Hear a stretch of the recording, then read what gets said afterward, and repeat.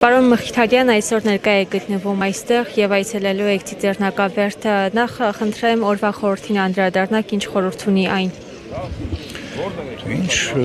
սա դրոշմված է մեր հիշողության մեջ, մեր երևի թե գեների մեջ է, որ 110 տարի առաջ ցեղասպանությունը կատարվե։ Ուղղակի այսօր հարգանքի տուրքը տալով մեր բոլոր անմեղ զոհերին մենք պետք է դասեր քաղենք դրանից, որովհետև եթե մենք չհզորանանք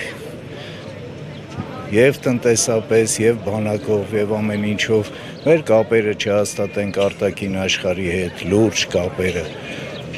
ապա մի օր էլի կրկնվելու է ցեղասպանությունը։ Բայց ես համոզված եմ, որ մենք ճիշտ ճանապարհի վրա ենք եւ դասերը քաղել ենք։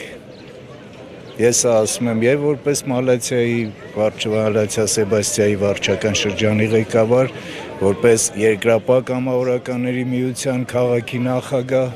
եւ որպես հանրապետություն կուսակցության քաղխորհրդի անդամ։ Մենք ամեն ինչ անելու ենք, որպեսզի դա չկրկնվի։ Նշեցիք, որ ճիշտ ճանապարհի վրա ենք, որն է այդ ճիշտ ճանապարհը, մանրամասներ կասեք։ Ճիշտ ճանապարհը նա է, որ եւ կառուցում ենք պետությունը, քաղաքը, ամենակարևորը, որ բանակը հիմա անցնում է լուրջ բարեփոխումներ, որը անպայման բերելու է մեր հզորացմանը, դա ամենալուրջն է եւ այսօր արդեն իսկ առաջի քայլերն են արվում տնտեսություն, արդյունաբերություն հիմնելու, վերականգնելու, որպեսզի այդ բանակն էլ ունենա ամուր թիկունք։ 110 տարի անց կարող ենք մենք ասել, որ թուրքը փոխել է իր ձեռագիրը։ Թուրքը երբեք իր ձեռագիրը չի փոխի, երբեք։ Դրա համար մենք պիտի ուժեղ լինենք։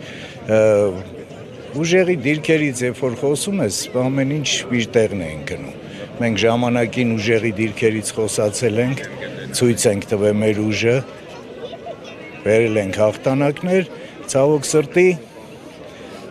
մի ողբերգություն էլ կատարվեց 99 թվականի հոկտեմբերի 27-ին, երբ գլխատվեց մեր պետությունը,